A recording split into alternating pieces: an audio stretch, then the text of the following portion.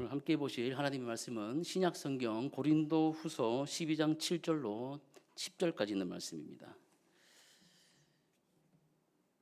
오늘 함께 보실 하나님의 말씀은 고린도 후서 12장 7절로 10절까지 있는 말씀입니다. 신약 성경 299면 되겠습니다.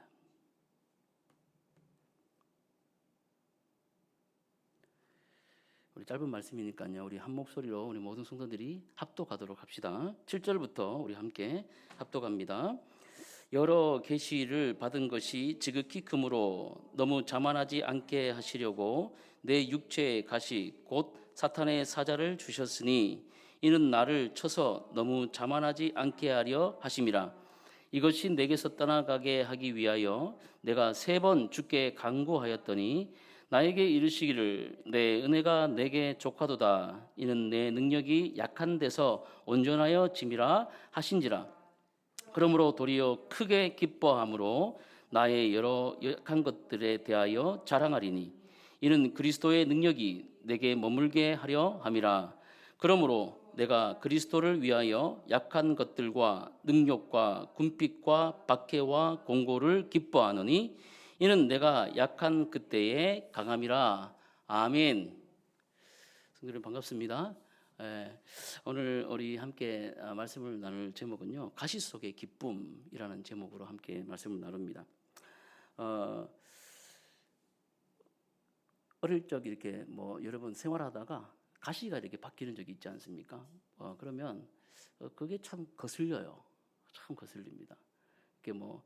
이게 일을 하다가 골절을 당한다든지 또 손가락이 이렇게 신경이 이렇게 꺾여가지고 이렇게 근육통이 있다든지 이것도 참 아픈 거잖아요. 그런데 작은 가시가 손가락에 여러분 박힌 경험이 있어요? 그러면 뭘 못해요. 아무것도 못해요. 그게 거슬려가지고 그냥 잡지도 못하고 그냥 그렇습니다. 우리 마음도 마찬가지입니다. 우리 마음 속에 남을 알지 못하는 그런 가시들이 다 있습니다. 저도 보이세요? 마음속에? 보이십니까? 여러분 옆에 분을 보시면서 우리 친구도 있는데 그죠? 옆에 분들을 보시면서 한번 마음을 이렇게 한번 보십시오. 서로 보시면서 보이십니까? 예, 가시들이 다 있어요. 가시들이. 부부끼리도 있지만 남편과 아내에게 말하지 못하는 가시들도 있습니다. 예, 제가 한 번씩 예화를 들지만은 예전에 한번 지하 주차장에 이렇게 내려간 적이 있는데 가다가 어떤 차를 싹 지나가는데 보통 선틴을 이렇게 진하게 하잖아요. 그러면 잘 안 보여 안에. 근데 주차하다가 막 두리번거리는데 안에 뭐가 있어. 근데 차가 이렇게 약간 들썩들썩하는 것 같아요. 그래서 자세히 이렇게 보니까 어떤 아저씨가 핸들을 붙잡고 이렇게 막 어깨를 들썩들썩하고 있는 거예요. 저 아저씨가 뭐하나 이렇게 자세히 봤어. 혹시나 또 안에서 엉뚱한 짓을 하고 있나 그래서 봤더니 울고 있는 거예요. 울고. 아파트 주차장에 주차를 했어요. 50대쯤 보이세요. 아저씨가 50대쯤 넘은 것 같은데 집에를 못 가는 거야. 집에를 못 가고 핸들을 붙잡고 모르겠어요. 집에 올라가려고 했는지 어디로 가려고 했는지 그건 알 수 없으나 어쨌든 그 아파트 주차장에 차를 대놓고 어깨를 들썩들썩하면서 이렇게 울고 있는 거예요. 여러분 남자들이 어깨를 이렇게 들썩들썩하면서 우는 거는 극도의 이 슬픔과 이 울음을 확 눌렀을 때 이게 터져 나오는 그런 울음이에요. 이렇게 들썩들썩하면서 우는 거는.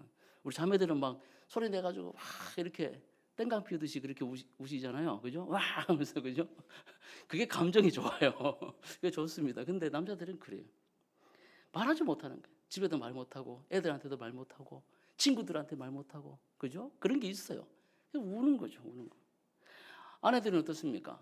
아내들은 남편들에게 다 한다고 하지만 그렇지도 않잖아요. 요즘에는 챗 GPT 선생님들이 아주 잘 상담을 해주셔가지고 저도 위기를 느끼고 있습니다만 저보다 훨씬 더 상담을 잘 하시는 것 같더라고요. 딱 필요한 것만 딱 얘기해주고 그렇게 제안을 잘 하시더라고요. 근데 말한다고 하더라도 그렇지 않은 거예요. 친구들끼리 만나시면 어떻게 얘기하세요? 우리 아저씨는 몰라. 다 얘기했는데 우리 아저씨는 말을 해도 몰라. 그러고 막 친구들한테 이렇게 얘기를 합니다. 그러나 그렇게 얘기한다 하더라도 깊은 밤 한숨을 쉬며 눈물로 혼자서 그 모든 것들을 생각하고 있는 때가 있습니다. 그게 가시예요, 가시. 여기 자녀들도 있지 않습니까? 주일학교 때 제가 또 이렇게 우리 아이 놔두고 또 설교를 했는데 그 설교를 듣고 아이가 왜 나를 뭐라고 하냐고. 그게 있어요. 저도 목사지만 참 어려워요. 제가 어쨌든 종교적으로 살지 않으려고, 종교적으로 살지 않으려고 이렇게 노력을 함에도 불구하고 그렇지만 또 아이 눈에 비춰지는 부모의 부족한 모습들이 있습니다. 억울한 거예요. 아이들 입장에서는 억울한 거예요. 하고 있는데 하라고 그러고 뭐 하고 있는데 나 잘하고 있는데 더 잘하고 얘기하고 그죠? 만족이 없다는 거예요. 부모들이 도대체 우리 부모는 왜 만족이 없냐? 나는 억울하다. 열심히 살고 있는데 그렇지? 그럴 때가 있다는 거예요. 그럴 때. 이게 여러분 가시가 된다는 거죠. 가시가 돼요. 그래서 어디로 갑니까? 선배를 만나고 동생들을 만나고 친한 친구에게 자기 마음을 알아주는 친구를 찾아가서 얘기를 하지만 그 또한 100% 만족하지가 않아요. 그게 가시. 건강의 가시, 관계의 가시, 또 경제의 가시, 사역의 가시, 그리고 아무도 몰라주는 외로움의 가시들. 인간 존재 자체가 가지고 있는 이 가시들을 가지고 우리가 살아간다는 거예요. 누구는 몸이 안 좋고, 누구는 관계가 안 좋아요. 누구는 삶이 너무너무 팍팍한 거예요. 하루 벌어 하루 먹기도 너무 빡빡한 거예요. 그런 게 있다는 거죠. 누구도 모르는 그런 가시들이 우리 모두에게는 다 한두 개씩 가지고 있다는 겁니다. 사도 바울도 그랬습니다, 여러분. 사도 바울이 누굽니까? 대단한 분이세요. 대단한 분이세요. 뭐 여러분 잘 아시는 대로 그의 배경에 대해서 더 이상 설명하지 않지만 일단 학적으로도 가말리엘에 소속된 제자였어요. 옛날에 제자들은 한 명만 합니다. 그 학파에 제일 뛰어난 수제자가 그 학파를 이어가거든요. 가말리엘이라는 아주 뛰어난, 우리로 치면 뭐 하버드대, 아이비리그 대학 이상 되는 그 대학의 수석 졸업한 그 정도 수준 되는. 그래서 제가 왜 이것도 좀 이렇게 좀 추상적으로 알다가 유대인들 공부하는 걸 제가 봤는데, 야, 모세 오경, 창세기, 출애굽기, 레위기, 신명기, 창출, 레미, 신 맞죠? 예, 신명기 5권을 그들이 초등학교 들어갈 때 다 외워요. 이해됩니까, 여러분? 토라라고 하거든, 토라. 이거를 다 암송을 시켜요. 와, 절기마다 뭐 룻기를 암송시키고 뭐 이래요. 그래서 저도 우리 아이하고 좀 암송을 하다 제가 포기했습니다만 여러분, 그러니까 이 암송, 암기, 또 토론 이런 능력이 굉장히 뛰어난 거예요. 그 중에 수석을 했는 사람이 이 바로 바울입니다. 또 바리새파죠. 아주 율법적인 바리새파입니다. 근데 이 열심 덩어리고 똑똑한 이 바울이 사울이었다가 바울이 됐지만 예수님을 만나지 않습니까? 만난 다음에 또 얼마나 열정이 있게 사역을 합니까? 대단하죠. 따라갈 사람이 없어요. 바울을 따라갈 사람이 없어요. 예수님 만나가지고 그가 또 전도하다가 루스드라에서 어떻게 됩니까? 돌에 맞아가지고 사람들이 죽었다 해가지고 성 밖으로 버렸는데 저 같으면 깨어나면 막 딴 데 가서 치료받든지 몇 달 동안 다시는 안 올 거예요. 근데 어떻게 합니까? 이 복음에 미친 바울이 일어나자마자 다시 굴로 들어가잖아요. 성경을 쉽게 보지만 여러분 돌 하나만 맞아도 우리가 머리에 힘들고 그러면 다시는 그쪽에 안 가고 사람한테 상처받아도 다시는 안 가는데 지금 돌에 맞아가 죽었다니까요. 죽었는데 다시 깨어나가지고 전도하러 갈 만큼. 죄송합니다만 저도 복음에 그만한 열정이 없어요. 여러분 열정이 있습니까? 그만한 열정이? 그런 사람이에요. 또 성령의 큰 능력을 받아가지고 바울이 어떻습니까? 전도하러 가니까 귀신이 쫓아나갑니다. 병자가 고쳐나가요. 그래서 앞수건을 딱 걸치기만 해도, 그림자만 비치기만 해도 병이 떠나가고 귀신이 떠나가는 놀라운 역사를 했던 사람이 바울이에요. 이것만 해도 대단한데 하나님의 계시와 또 3층까지 올라가서 이 마지막 세계에 대한, 하나님의 세계에 대한 비밀을 다 듣고 깨달은 자예요. 얼마나 대단한 사람입니까? 제가 성경 저도 한 육수했거든요. 육수에서 성경을 막 보니까 나중에 이런 얘기 자주 했는데 나중에 눈 감고 이렇게 있으니까 창세기부터 이렇게 착착 돌아가. 눈 감고 창세기 생각하면 1장에부터 내용들이 착착착 돌아가기 시작해요. 그래서 얼마나 성경이 재밌고 그런지 몰라. 근데 여러분, 바울은 원저자이신 이 하나님의 그 비밀한 이야기들을 직접 들었다니까요. 3층 천이라는 데 올라가가지고 얼마나 신비합니까? 예수님이 베드로를 데리고 변화산에 제자들 데리고 올라가셨을 때 그 변화산에 누가 왔어요? 모세와 엘리야가 왔을 때 그 장면을 보고 뭐라고 합니까? 너무 감격스러워가지고 여기다가 초막셋을 짓고 있으면 안 되겠 그럴 정도 있잖아요. 바울은 그런 자였다는 거죠. 근데 이런 바울에게도 뭐가 있었습니까? 가시가 있었다. 가시가 있었다. 이 가시에 대해서 질병이라고 얘기할 수도 있습니다. 뭐 안질이라고 얘기하기도 하고 또 뭐 디스크라고 얘기도 하기도 하고 또 두통이라고 얘기도 하고 학자들마다 뭐 얘기들이 많아요. 그러나 질병일 수도 있고 반복된 박해일 수도 있고 심리적인 고통일 수도 있는 그런 중요한 것들이 아니라 그게 중요한 것이 아니라 이런 바울에게 오늘 핵심은 왜 하나님이 가시를 허락하셨는가예요. 가시를 허락하셨는가요? 그래서 오늘 말씀을 보면서 우리가 이 가시가 우리를 어떻게 짓누르는가 보다는 그리스도의 능력이 머무는 그 자리로 바꾸는지를 이 본문이 우리에게 말씀하고 있다는 것을 기억하시기를 주의 이름 축복합니다. 그래서 오늘 우리는 고난 속의 기쁨을 배우고요. 또 기쁨이 고난의 부재가 아니라 고난의 한복판에서 그리스도를 더 깊이 아는 그것이 바로 기쁨이라는 사실을 우리가 말씀 속에서 한번 찾아보기로 합니다. 자, 12장 7절 말씀을 우리 성도님들이 한번 읽어볼까요? 12장 7절 말씀을 같이 읽습니다. 시작.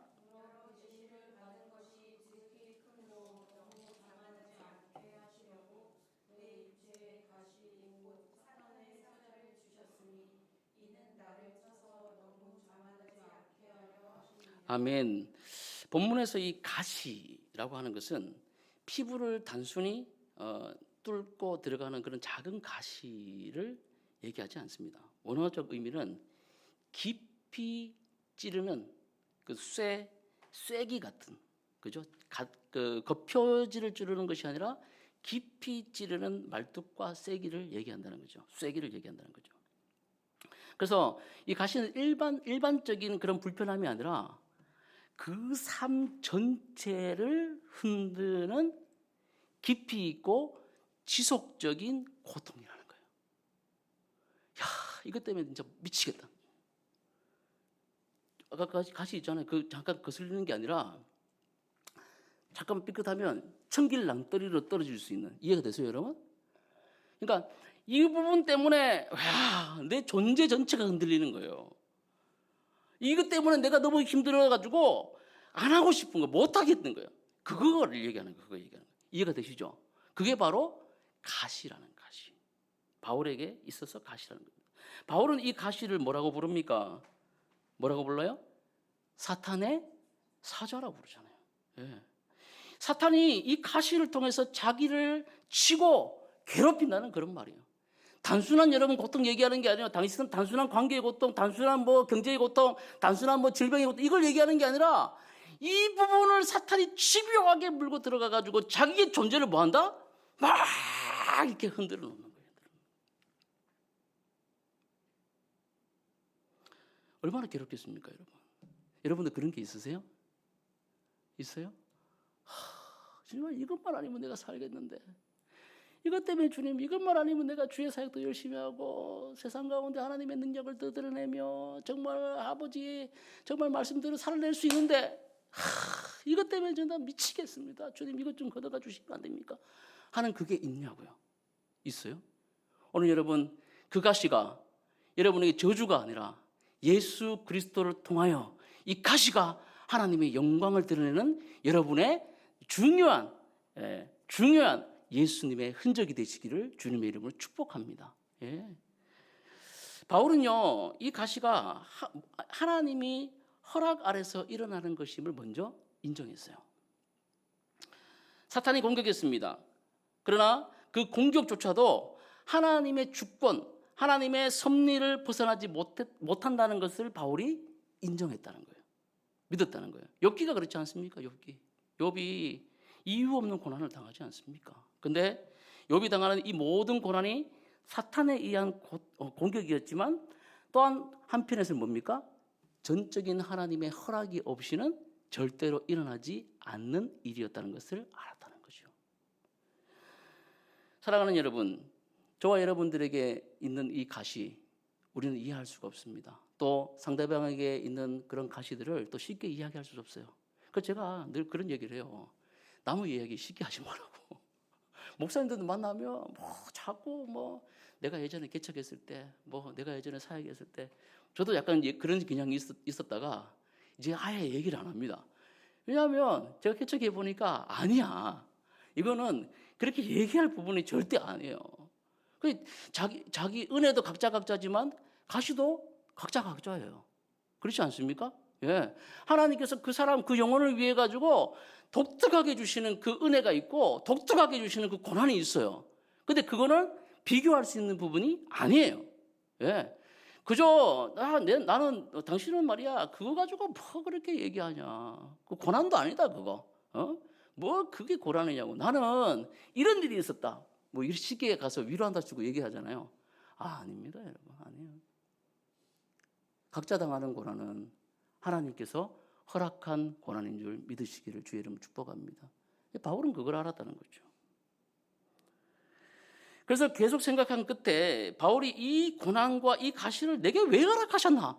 이렇게 얘기를 계속 곱씹어 보다가 이런 표현이 두 번 반복되는 것을 볼 수가 있어요. 12장 7절 보시면 하반절에 뭐라 나옵니까? 곧 사탄의 사자를 주셨으니 이는 나를 쳐서 어떻게 하기 위해서? 너무 자만하지 않게 하려 하심이라. 이런 고백이 있어요. 우리 7절의 말씀이 있지만 이 7절의 말씀이 굉장히 깊은 말씀입니다. 엄청 깊은 말씀이에요. 고난 당할 때 여러분 어떻습니까? 보통 자기 상황과 환경에 빠져가지고 거기서 헤어나오지 못하는 경우들이 대부분이에요. 그런데 이걸 가지고 어디까지 지금 올려놓고 있는 거예요? 하나님이 허락하셨고 하나님이 이 가시를 주신 이유가 분명히 있다는 것을 믿는다는 거죠. 받아들인다는 거죠. 예, 그게 바로 뭡니까? 믿음이라는 거예요. 근데 바울에게는 왜 이 가시를 주었다고 지금 그렇게 고백하고 있어요? 성경이 말하고 있어요. 너무 뭐하지 않기 위해서? 자만하지 않기 위해서. 우리가 여기서 이제 가만히 보면 하나님께서 제일 싫어하는 것이 있어요. 성경에 나오는데 제일 싫어하는데 뭐 이 부분이 딱 걸리면 하나님이 다른 것들은 잘 용서해 주시는 게 있어요. 예. 성경을 보면 잘 용서해 주시는 것이 있어요. 근데 절대로 용서 안 하시고 쳐버리는 게 있어요. 그게 뭡니까? 예, 맞습니다. 역시 우리 성도님들은 수준이 굉장히 높습니다. 교만이죠, 교만이에요. 인간이 하나님을 떠나는 가장 근본적인 그 죄, 아담의 죄가 어디서부터 왔습니까? 교만이죠. 그러니까 뭐 내가 낸데 이 정도가 아니라 뭐예요? 하나님이 없어도 됩니다. 하나님과 분리되는 거죠. 예, 내 멋대로 살아갈 때 이게 교만이라고 얘기하지만 뭐 그게 한 가닥이에요. 그러나 가장 교만의 근본적인 것은 뭐냐면 하나님이 없어도 됩니다. 이제는 하나님과 나하고 아무 상관이 없습니다의 선포가 바로 뭡니까? 바로 교만이라는 거예요. 그래서 하나님은 교만한 자를 대적하시고 겸손한 자에게 뭘 베푸십니까? 은혜를 베풀어 주신다. 야고보 4장 6절 말씀에 보면 그렇게 나오잖아요. 왜요? 하나님이 필요 없다고 선포하는데요. 그러니까 부모도 마찬가지죠. 저도 이제 자식을 키워보니까 알겠어요. 뭐 그래도 뭐라고 해도 뭘 해도 그죠? 부모에게 이렇게 붙어 있는 거. 이게 믿음이요? 이게 사랑이야. 나무 자식은 때리면 어때요? 나무 자식은 뭐라 하면 도망갑니다. 한번 해보십시오. 근데 뇌는 자꾸 뭐라 그러면 자꾸 귀여워. 이해되세요, 여러분? 뇌는 자꾸 뭐라고 뭐 자꾸 이렇게 뭐라고 자꾸 하고 이제 막 화를 내면 자꾸 기대고 그래. 근데 나무 자식은 뭐라고 하면 대반 도망갑니다. 저는 거기에서 하나님께서 이 부분이구나. 사랑하는 여러분, 교만하지 않으시기를 주의 이름으로 축복합니다. 어떤 일이 있어도 하나님께 붙어 있으시기를 예수님의 이름으로 축복합니다. 그게 바로 여러분 은혜예요. 다시 말씀을 돌아오면 바울은 원래 기질이 강한 사람이었습니다. 예수 믿기 전에 율법을 열심히 했고 교회를 핍박했다고 얘기했지 않습니까? 예수 믿는 후에도 여러분 성격이 그렇게 나타났어요. 성격은 잘 고쳐지지 않는 거예요. 그래서 여러분 바나바하고도 사역 성향이 안 맞으니까 결별을 했고 누구하고도 그 유명한 누구 마가하고도 사역 선교 같이 나갔다가 바울이 가자고 했는데 마가가 더 이상 못 가니까 아마 그 그 학자들의 의견에 따르면 타우루스라는 큰 산맥이 있었는데 저걸 넘어가지고 가자 했으니까 마가가 나는 못 간다 해가지고 거기서 다투다가 그냥 마가는 돌려보내고 바울 혼자 가는 그 정도로 여러분 열정과 자기 그 독단이 심한 사람이었습니다. 근데 여러분 그것이 뭡니까? 이런 열정과 그런 전도에 대한 그런 엄청난 자기 열정, 또 계시를 받았다고 했잖아요. 또 엄청난 그 하나님의 말씀을 깨닫는 그 능력들이 결국 하나님과 멀어질 수 있는 또 다른 조건이 된다는 거예요. 저는 여기서 하나 깨달았어요. 그렇구나. 우리가 소위 얘기하는 종교적 열심, 우리가 얘기하는 소위 얘기하는 성경적 지식이 자칫하다가는 하나님을 떠나버리는, 하나님과 관계없게 만드는 도구가 될 수도 있겠구나, 그런 생각이 들더라고요. 여러분 동의되십니까? 예. 금식기도 시간하고 나중에 뭐 들어요? 시험 들어요. 성경 공부 열심히 하는 그 그룹 안에서 싸워요. 예. 싸워가지고 결국은 그 패 나눠가지고 교회 안 나와. 예수 안 믿는데 뭐 이런 일들이 생겨나요. 제가 너무 극단적인 얘기를 하는 것 같지만 저와 여러분의 이 믿음 생활, 신앙 생활을 들여다보면 언제든지 우리의 열심과 우리의 노력과 뭔가 깨달았다고 하는 그 성경적 지식 가운데는 늘 하나님을 배척하려고 하는 우리의 못된 생각들이 늘 있다는 거예요. 바울도 그런 거였습니다. 하나님 그걸 알고 계셨어요. 그래서 이 가시를 허락함으로 바울을 넘어뜨리는 것이 아니라, 이 가시를 허락하심으로 그의 존재를 흔들어가는 것이 아니라, 이 가시 때문에 나는 아무것도 아니구나. 이 가시를 통해서 나는 아무것도 모르는 자구나. 이 가시를 통해서 다른 사람을 고칠 수 있으나 이 능력이 내게 나오는 것이 아니라 하나님으로부터 나오는 능력이구나라는 것을 바울이 알아가게 됐다는 거예요. 할렐루야. 그러므로 이 가시는 뭡니까? 오히려 시험과 공격이 아니라 어떻게 됩니까? 하나님의 은혜의 손길이었다는 거예요. 팀 켈러 목사님이 뉴욕에서 이제 그 목회를 하시면서 우상에 대해서 이제 그 깊이 있게 연구를 하셨거든요. 이분이 이제 뉴요커들, 저도 뉴욕을 꼭 한번 가보고 싶습니다. 요즘에 유튜브로 계속 여행을 한 번씩 가는데 세계의 각종 부호들과, 그죠? 지식과 모든 아름다움과 소위 말하는 세상에 좋은 것이 총망라되어 있는 곳이 어디예요? 뉴욕이잖아요. 남들은 뭐라 할지 모르지만 뉴욕이 제일 좋아요, 여러분. 뭐 어쩌고 뭐 저런 생활도 뭐 하고 하지만 여러분 뭐니 해도 한양은 한양입니다. 제가 이번에 이제 아내하고 공평동이라고 저기 종로 일가 쪽에 있는 그 도시 유적을 한번 갔다 왔는데 그 1300년대인가요? 조선시대 초기, 그죠? 그래서 땅을 파다가 공평동 이제 재개발한다고 땅을 팠는데 거기서 뭐가 나왔어? 유적이 나온 거예요. 유적이 나오면 우리나라 문화재 보호법에 의해 가지고 더 이상 공사를 못 해요. 그래가지고 막 고민을 하다가 이게 유적지가 대충 뭐 100평, 200평이 아니라 1000몇 평인 거예요. 엄청 크죠. 그러니까 이걸 어떻게 할까 하다가 이 돌 하나하나를 그대로 이렇게 옮겨놨다가 다시 지하 주차장 넣고 그 위에다가 다시 돌 하나하나 이름을 다 새겨가지고 거기다가 다시 그대로 복원을 시켜놓은 거예요. 그 주춧돌, 또 길가, 우물, 이런 거 다 그렇게 복원을 시켜놨더라고. 네, 그래서 해설사분이 그렇게 해설해 주시는데, 그러면서 23평짜리 큰 집도 보여주고, 작은 집도 보여주시는데, 어떤 집은 140평이 되고, 어떤 집은 이제 26평 정도 되는 집인데, 그렇게 얘기하시면서 이런 말을 하더라고요.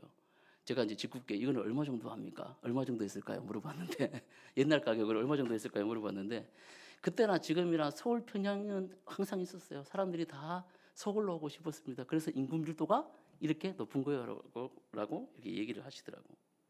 아무튼 여러분, 팀 켈러 목사님이 그 뉴욕에서 이제 그렇게 목회를 하시면서 인간의 그 우상들을 드러내는 작업들을 많이 하셨어요. 그래서 오늘 이 말씀 속에서 보면 성취와 권력의 우상이 바울에게도 있었다는 거죠. 그럼 무슨 말입니까? 우리 모두는 어떤 성취를 최고의 가치로 생각한다는 거예요. 여러분 그럴 때 있지 않습니까? 그죠? 뭔가를 하는데 우리가 내가 이만큼 이루었다라는 것이 굉장히 중요할 때가 있어요. 남들 평가 안 중요해. 누구 평가가 중요해? 내가 생각할 때. 기준은 어디예요? 나예요, 나. 내가 생각할 때 이만큼 수준이 돼야지 오케이가 되는 거예요. 수긍이 된다는 거죠. 우리 믿음도 마찬가지고 어떤 일에 대한 것도 마찬가지고 관계에 대한 것도 마찬가지고 모든 부분이 마찬가지라는 거예요. 그래서 내가 다른 사람들이 그쯤 하면 됐지 않겠다. 아니, 내가 만족할 때까지인 거예요. 성취라는 것은 내가 만족할 때까지는 거예요. 내가 이만큼 생각하는 것까지 올라올 때 그게 바로 내가 이만큼 이루었다라는 그런 만족감이 온다는 거예요. 이게 바로 뭡니까? 성취의 우상이라는 거예요. 우상이라는 거예요. 바울에게도 이런 우상들이 있었음을 주님이 아시고 이 가시를 허락하셨다고 보는 거죠. 바울이 만약에 이런 가시가 없었으면 저는 아마 그 로마의 황제보다 더 뛰어난 그런 교황권을 쥔 사람이 되지 않았을까, 이런 생각을 해봅니다. 성취와 권력이라는 이런 우상을 부수고 오직 누구만 내가 하는 것이 아니라 누가 하는 것이다? 하나님이 하는 것이다 라는 것을 깨닫게 하시려고 뭘 주십니까? 가시를 주신다는 거예요. 중세 신학자였던 아우구스티누스는 청년 시절에 이렇게 얘기했어요. 내 힘으로는 무엇이든지 이룰 수 있다라는 교만 속에 살았습니다. 그런데 끊임없는 실패와 죄책감 속에서 결국 무너졌죠. 그래서 계속 죄를 짓잖아요. 죄를 짓고 회개하고 죄를 짓고 회개하고 죄를 짓고 회개하고, 이거 제 얘기입니까? 아우구스티누스 얘기예요? 여러분 얘기 아닙니까? 또 죄 짓고 회개하고 죄 짓고 회개하고. 그래서 깨닫는 게 뭐예요? 자괴감이 들고 자기가 무너지는 게 아니라 이런 가시를 통해서 뭘 깨닫습니까? 나는 안 되는구나. 인간은 안 되는구나. 그래서 누가 요청이 되는 겁니까? 우리 주 예수 그리스도가 요청이 된다는 거예요. 그래서 아우구스티누스가 이런 고백을 합니다. 주님, 제 마음이 주 안에서 안식하기 전까지 평안함이 없습니다 라고 얘기해요. 주 안에서만 평안하다는 거예요. 그런 고백을 한다는 거죠. 여러분 속에도 이런 약함의 그런 가시가 있다면 오늘 바울이 말하는 것처럼 너무 자만하여서 하나님을 떠나지 않게 하시는 하나님의 안전장치임을 믿으시기를 주의 이름으로 축복합니다. 자, 두 번째는 뭡니까? 9절 말씀 한번 읽어봅시다. 9절 말씀입니다. 시작. 내 은혜가 내게 족하도다. 이는 내 능력이 약한 데서 온전하여 짐이니라 하신지라. 그러므로 도리어 크게 기뻐함으로 나의 여러 약한 것들에 대하여 자랑하리니 이는 그리스도의 능력이 내게 머물게 하려 함이라. 아멘. 말씀을 한번 띄워보시면 그 말씀 속에 중요한 단어들이 있어요. 뭐냐면 족하다라는 거, 그리고 또 하나는 뭡니까?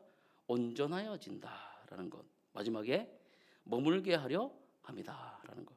족하게 하신다는 것, 내 은혜가 족하다는 것, 그리고 온전하여진다는 것, 또 하나는 뭡니까? 머물게 하려 한다는 것. 이 세 가지가 중요한 포인트라는 거예요.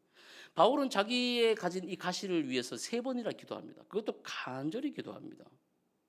그러니까 바울이 기도했다면 여러분 어떻게 기도했겠습니까? 예수님도 땀방울이 핏방울 될 때까지 기도하셨잖아요. 바울이 열정적인 사람이 됐잖아요.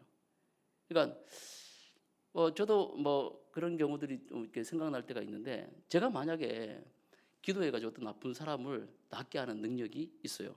아멘. 앞으로 생길지어다. 그랬는데 제가 두통이 있어. 남 병은 막 암도 고치고, 위장병도 고치고, 눈병도 고치고, 말도 튀고, 눈도 띄게 하고, 이런 능력이 있어. 근데 밤마다 편두통이 있어. 근데 이 편두통은, 자기 편두통은 못 고쳐요. 그럼 무슨 생각이 들까요, 여러분? 이게 뭐냐 도대체? 이게 도대체 뭐냐? 그렇게 생각하지 않겠습니까? 하나님께 기도할 거잖아요. 어떻게 기도하겠어요? 1번, 그냥 습관적으로 대충. 2번, 죽기까지. 어떻게 기도할 것 같습니까? 죽기까지 기도할 거 아닙니까? 얼마나 기도하겠습니까? 3번이나 간절히 기도했는데, 그렇게 간절히 기도했는데 주님께서 주시는 응답의 말씀은 뭡니까? 한번 따라합시다. 내 은혜가 내게 족하도다. 이걸 제가 경상도 사람이니까, 경상도 버전으로 얘기하면 알아들으실 줄 모르겠는데 이런 얘기인 거죠. 고마 됐다. 이거예요. 죽도록 바울이 막 죽도록 기도한 거예요. 3번이나 목숨 걸고 기도한 거예요. 목숨 걸고 기도했는데 하나님이 뭐라고? 야, 그만 됐다. 얼마나 여러분 짜증나겠습니까? 얼마나 허무하겠어요. 너 충분하다. 지금 너 그 아픈 거 그거 때문에 너 사는 거야. 너 충분해. 그거 됐어. 그만 얘기해. 이거예요. 하나님이 그 기도를 안 들어주시고 싶겠어요? 아니 바울이 지금 기도하면 다 하나님이 능력 가운데 그 바울을 지금 세우셨는데 아니잖아요. 근데 족하다는 거예요. 족하다는 거예요. 충분하다는 게 아니라 그 계속해서 그 은혜가 네 부족함이 없도록 오늘도 그리고 지금도 아니 어제도 오늘도 앞으로 계속하여 그렇게 만들어 간다는 거예요. 그러니까 무슨 말이에요? 상황이 변한다 안 변한다? 얘기해 보십시오. 상황이 변합니까 안 변합니까? 안 변한다는 거예요. 안 변한다는 거예요.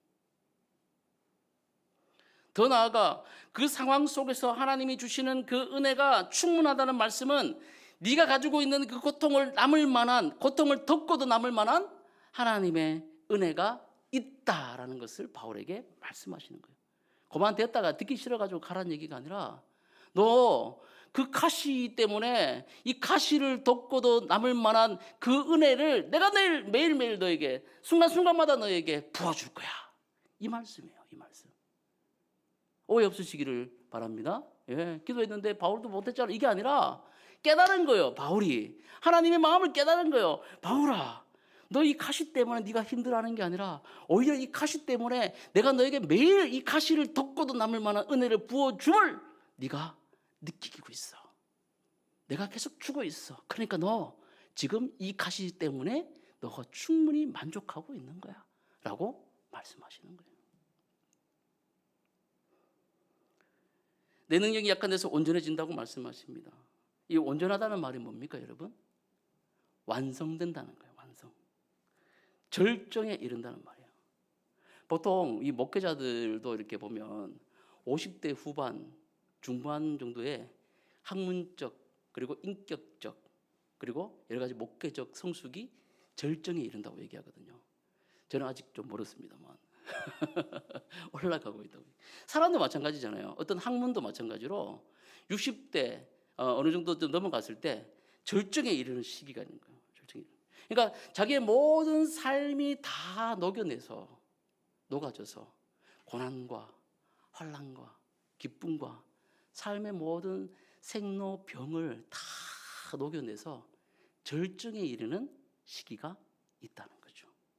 그게 바로 온전이라는 표현이에요. 온전. 하나님은 오히려 이 약한 때 네가 그렇게 생각하고 있는 나 이것 때문에 못하겠습니다 라고 얘기하는 그거가 너를 온전하게 만들고 있다라고 말씀하고 있는 거예요. 가시를 제거하려고 자꾸 얘기했는데 그 가시 때문에 너가 온전해지고 있다라고 말씀하신 거죠. 마지막으로 뭐라고 얘기합니까? 내 능력이 그리스도의 능력이 내게 머물게 하려 한다라고 얘기합니다. 여러분 이 머물다라는 말은 장막을 치다, 덮다라는 그런 의미를 가지고 있어요. 그러니까 이스라엘 백성들이 광야에서 이제 성막을 이제 만들고 이제 거기다 이제 제사를 드리지 않습니까? 그때 쉐키나 하나님의 영광이 어디로? 그 장막, 인간이 만든 그 짐승 껍데기와 자기들이 가져온 금속 부치, 죄송합니다. 요즘에 금한돈이 그렇게 비싼데도 어쨌든 그 금속 부치로 만든 아무것도 아닌 보잘것없는 그 성막에 온 우주의 주인이신 그 하나님의 그 영광, 쉐키나의 영광이 쫙 덮이는 것을 본 거죠. 그러니까 지금 얘기하는 이 단어 그리스도의 능력이 내게 머물게 하려 한다라는 것은 바로 네 약한 그때 그 약함을 통하여 그 예수 그리스도의 영광이 장막에 덮이는 그 쉐키나 영광처럼 너의 전 존재적인 삶 가운데 덮이게 하겠다는 거예요. 할렐루야. 여러분 얼마나 이게 굉장한 말씀인지 압니까? 가시는 단순한 고통이 아니라 그리스도의 은혜를 드러내는 무대가 된다는 거예요. 무대가 된다는 거예요. 우리의 약함, 우리의 가시, 우리의 부족함들이 예수 그리스도의 온전하심과 그리스도의 일하시는 뭐가 된다? 성령께서 역사하시는, 역사는 일하는 거잖아요. 일하시는 뭐가 된다? 무대가 되어진다는 거예요. 무대가 되어진다. 할렐루야. 야, 이렇게 보면 여러분 그래서 뭘 합니까? 바울이 약한 것을 자랑하게 된 거예요. 자랑하게 된 거예요. 나 이렇게 아픈 사람입니다. 나 이렇게 말 더듬는 사람이에요. 나 이렇게 허리가 구부러진 사람입니다. 예, 이거를 뭐한다? 자랑하는 거예요. 만약 바울이 늘 건강하고 강했다면 사람들은 그의 사역의 열매를 바울 때문에 됐다라고 얘기했을 거예요. 그러나 바울이 끊임없는 약함을 알고 살았기 때문에 모든 열매는 하나님 때문입니다라고 우리가 지금 말할 수 있게 된다는 것이죠. 현대인들이 붙잡는 여러분 우상들이 있습니다. 그게 뭐냐면 문제없는 삶을 지향해요. 내 삶 가운데 아무런 문제가 없으면 정말 행복하겠네. 좋겠네. 내 인생에 문제가 없으면 정말 행복할 거야. 내 질병에 문제가 없으면 정말 행복할 거야. 내 가정이 회복된다면 나 정말 행복할 거야. 내 사업이 안정된다면 그때야말로 하나님의 일을 감당할 수 있는 그런 능력이 내게 있을 거야. 그렇게 마음대로 할 수 있을 거야. 막 이렇게 생각을 한다는 거죠. 근데 여러분 성경은 오늘 뭐라고 합니까? 아니라는 거예요. 너 그 가정의 문제 때문에, 너 육체의 그 질병 때문에, 너 끊임없이 너 때문에 일어나는 그 약함의 문제 때문에 오히려 온전해지는 거야 라고 얘기하는 거예요. 그러니까 여러분 자유로우시기를 주의 이름으로 축복합니다. 예, 옆에 분 한번 보세요. 예, 너는 꽃이야 이렇게 보시죠. 뜬금없는 얘기 같지만 예, 그 자체로 여러분 아름답다는 것을 기억하시기 바랍니다. 여러분의 약함 때문에, 여러분의 또 악함 때문에, 예, 물론 그것을 계속 성화시켜 가야 되겠죠. 그렇지만 그런 부분들 때문에 실패하고 넘어지는 그 여러분들이 아니라 오히려 그리스도의 능력이 여러분의 약함을 통하여 역사하게 된다는 것. 그래서 여러분이 드러나는 것이 아니라 우리가 드러나는 것이 아니라 그 아름다우신 우리 주님이 여러분의 삶 속에 꽃을 피우신다는 것을 기억하시기를 주의 이름으로 축복합니다. 성경에 보십시오. 모세 보십시오. 나는 말을 잘 못한다고 얘기했지 않습니까? 만약 모세가 웅변가였다면 출애굽 사건도 모세 때문에 했다고 얘기를 했을 거예요. 우리나라에 초창기에 들어왔던 선교사님들도 마찬가지입니다. 언더우드 아펜젤러 선교사님도 어려움을 겪었지 않습니까? 성경 번역하러 가셨다가 왜요? 그 목포를 지나오는 그 배에서 배가 침몰함으로 아까운 목숨을 잃어버렸잖아요. 근데 그것 때문에 오히려 더 선교가 일어납니다. 북미 원주민 데이비드 브레이너드라는 그 선교사님 계십니다. 원래 원주민들 북미 쪽의 원주민들을 선교했던 이 선교사님인데 저도 몰랐어요. 평생 폐결핵 때문에 고통을 받았습니다. 결핵 때문에. 그러나 29세의 짧은 생애를 마치면서 훗날 조나단 에드워즈라든지 윌리엄 캐리라든지 헨리 마틴이라든지 이런 수많은 선교사님들이 그의 데이비드 브레이너드의 일기도 보면서 감동을 받는 거예요. 이분이 하나님께 어떻게 살아가는지를 감동받는 거예요. 그래서 그리스도의 또 선교의 일선으로 나아가는 그런 선교사님들이 됐다는 거죠. 결국 그의 가시 때문에 은혜의 불씨가 되었다는 겁니다. 여러분들, 우리 약함은 하나님이 기뻐하시는 장막터가 된다는 것을 여러분 기억하십시오.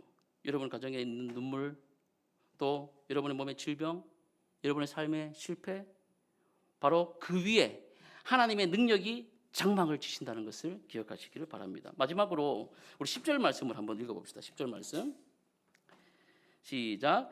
그러므로 내가 그리스도를 위하여 약한 것들과 능욕과 궁핍과 박해와 공고를 기뻐하노니 이는 내가 약한 그때의 강함이라. 아멘. 바울은 자신이 겪는 이 5가지 고난을 얘기하는 약함, 능욕, 궁핍, 박해, 공고. 그죠? 약한 것들은 질병과 인간의 연약함, 그리고 능욕은 사람들 앞에서 당하는 그 모욕과 수치. 궁핍은 뭡니까? 물질적 그 결핍을 얘기하는 거죠. 선교정 때문에 피곤하다는 것, 공고라는 것은 그런 거 아닙니까? 길을 막는 수많은 장애와 고난, 이런 것들을 나열하는 거죠. 근데 이것을 나열하는데 이건 단순히 내가 이렇게 어려워요 라고 얘기하는 것이 아니라 이것이 바로 내 기쁨입니다 라고 얘기하는 역사를 지금 얘기하고 있는 거예요. 이런 것들 때문에 나는 기뻐해요 라고 이렇게 얘기한다는 거예요. 이해가 안 되죠. 우리는 이게 무슨 그게 지금 기쁨입니까? 바울 사도가 지금 나갈 때 하나님의 역사가 일어나므로 사람들이 문을 열고 복음의 문들을 열고 당신을 환영하고 하나님을 찬양하며 당신의 사역길에 많은 사람들이 연보함으로 풍성한 역사가 일어나야 되지. 약함과 능력과 궁핍과 박해와 공고를 내가 기뻐한다라고 말하는 것이 역설 중의 역설이라는 거예요. 말도 안 되는 소리라는 거죠. 여기에서 기뻐한다는 것은 단순히 즐거워한다라는 뜻이 아니에요. 여기서 기뻐한다는 것은 기꺼이 받아들인다라는 겁니다. 받아들인다. 마음 깊이 동의한다는 거죠. 그러니까 이 사역 가운데 당하는 약함과 능력과 궁핍과 박해와 이런 공고를 내가 받아들입니다. 왜? 왜 받아들이는 거예요, 여러분? 왜? 몸서리치면서 여러분 거부할 수 있지 않겠습니까? 하나님 어떻게 이런 일이 내게 발생됩니까? 라고 이렇게 하나님 앞에 항변할 수 있잖아요. 근데 그렇게 하지 않고 뭐 합니까? 그대로 받아들인다.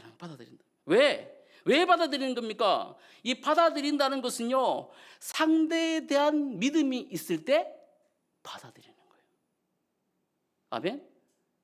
예. 믿음이 있을 때 받아들이는 거예요. 아이들하고도 어디 가고 뭐 그러면 아이들 막 이렇게 막 길을 막 걸으면 우리가 뭐래요? 산에 막 등산할 때 보면 막 갔다가 잘하는 거짓말이 뭡니까? 다 왔다. 다 왔긴 앞으로 1시간 더 걸어가야 되는데 애가 막 죽으려고 아빠 언제 와? 다 왔어. 다 왔어. 근데 지금 힘들잖아. 에? 약함과 능력과 궁핍과 박해와 공고를 당하면서 지금 걸어가는 거 아닙니까? 걸어가는데 저 산꼭대기 걸어가는데 아빠가 계속 무슨 말해? 다 왔다고 얘기하잖아. 근데 이 아이는 그거를 뭐해? 받아들이잖아요. 그러니까 올라가지. 아니면 팩 하고 내려가야 되지. 근데 왜 받아들이는 거야? 약함 때문에 체념한 거예요? 아니죠. 공고 때문에 얘가 그냥 포기한 거예요, 인생을? 그래서 올라가? 아니죠. 뭐예요? 아빠에 대한 믿음이에요. 믿음. 사랑하는 성도 여러분, 저와 여러분이 이 땅 가운데 예수 그리스도를 믿게 되므로 그리스도의 제자가 되고 예수 그리스도를 닮은 가르치고 고치고 전파한 사역을 이 교회에서 전파되는 거, 예? 이게 우리 사명이지 않습니까? 그래서 우리가 걸어가는 거잖아요. 계속해서 천국을 향해서 걸어가는, 이게 바로 순례길을 걸어가는 거 아닙니까? 필그림스, 그죠? 우리 저보다 필그림들이잖아요. 예. 근데 어디서 이 걸어갈 때 약함이 있다니까요. 능력이 있다니까요. 공고가 있다니까요. 박해가 있다니까요. 그게 있어요. 근데 왜 우리는 이것을 기꺼이 받아들입니까? 왜 받아들여요? 예수 그리스도를 믿기 때문에. 전능하신 하나님을 신뢰하기 때문에.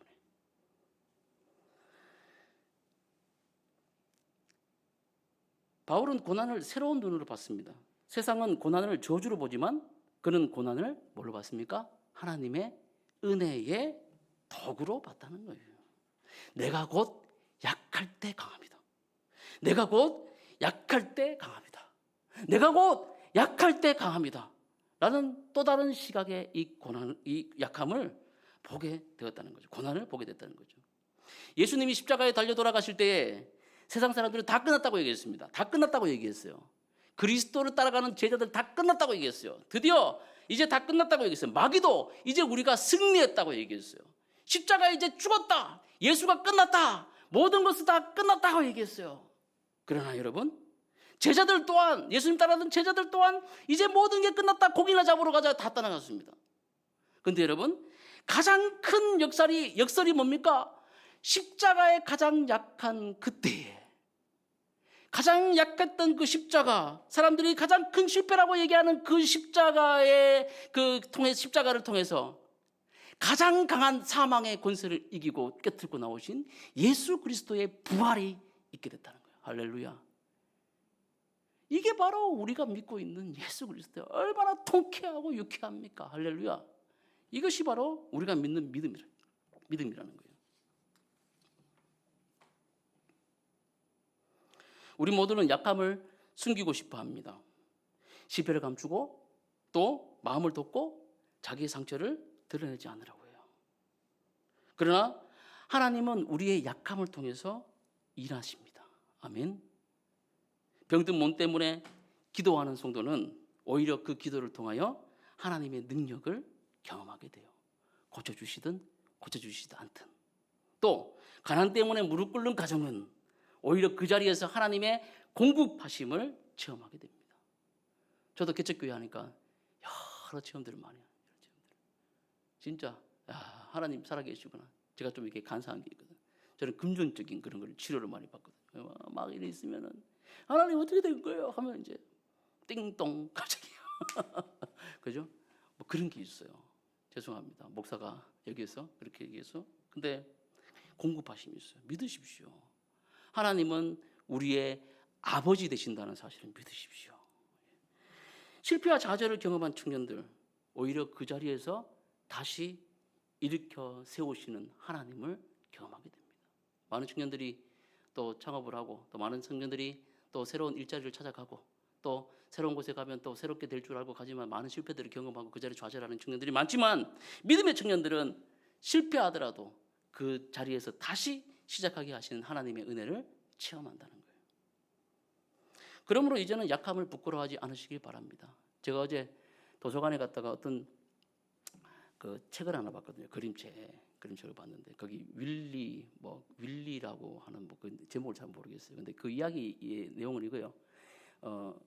초등학생 아이 집 옆에 윌리라는 아이가 이사를 왔는데 이 아이가 맹인이에요. 맹인. 눈이 안 보이는 아이예요.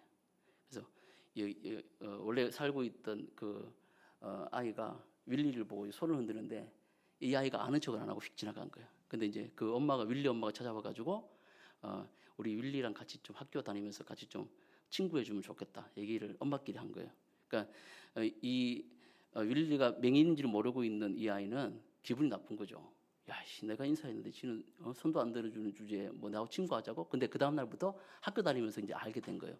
선입견을 받던 아이가 맹인 아이를 이제 알게 되면서 일어난 일들인데, 자기는 훨씬 더 우월하고 앞을 다 보니까 모든 것이 다 된 줄 알았는데 어느 날 윌리 집에서 정전이 되니까 다 깜깜하게 된 거야.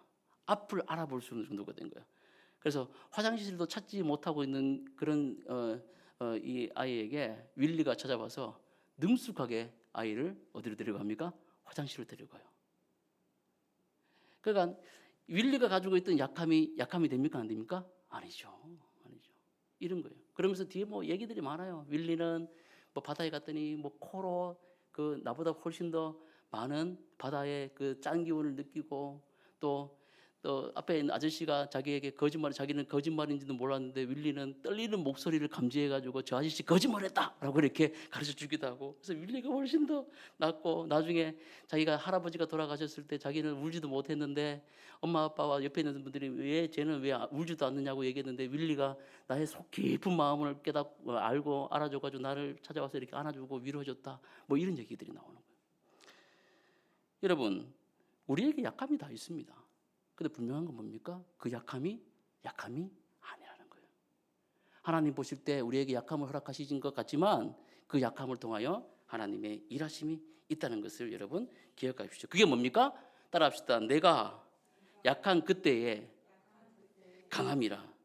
그겁니다. 말씀 맺습니다. 바울의 이 고백은 바로 예수 그리스도의 십자가의 부활에서 완성됩니다. 십자가는 가장 큰 약점이었지만 부활은 가장 큰 강함입니다. 십자가는 가장 큰 고난이지만 부활은 가장 큰 기쁨이 됩니다. 사랑하는 여러분, 저와 여러분의 삶 속에도 여전히 가시가 있습니다. 가시는 뭐라고 얘기했죠? 교만을 막는 하나님의 손길이 되며, 또 약함은 그리스도의 능력이 머무는 자리가 되며, 또 고난은 역설적으로 우리에게 뭐를 주는 통로가 됩니까? 기쁨을 주는 통로가 된다는 것입니다. 오늘 우리 주님께서 말씀하십니다. 내 은혜가 내게 족하다. 이 말씀을 들고 이번 한 주간 여러분 승리하시는 우리 모든 성도님 되시기를 예수님의 이름으로 축복합니다.